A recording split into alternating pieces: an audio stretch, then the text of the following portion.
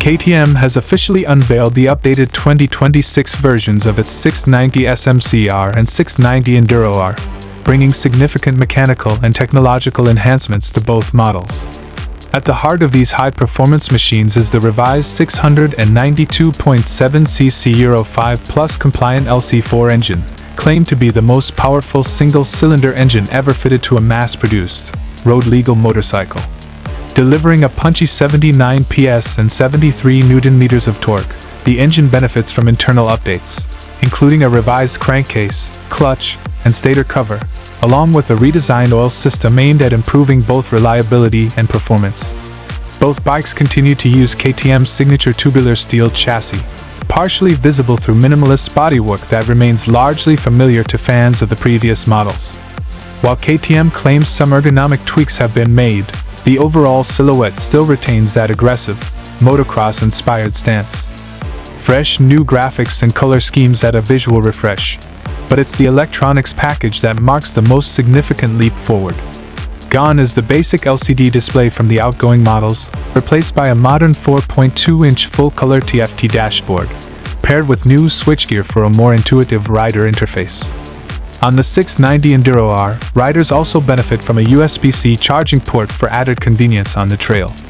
Both bikes now feature lean-sensitive cornering ABS and traction control as standard, along with selectable ride modes to tailor performance to different conditions.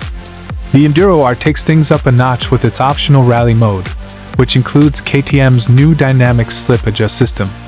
This advanced off-road traction control adapts in real time to changing terrain, helping riders maintain momentum and stability in tough conditions.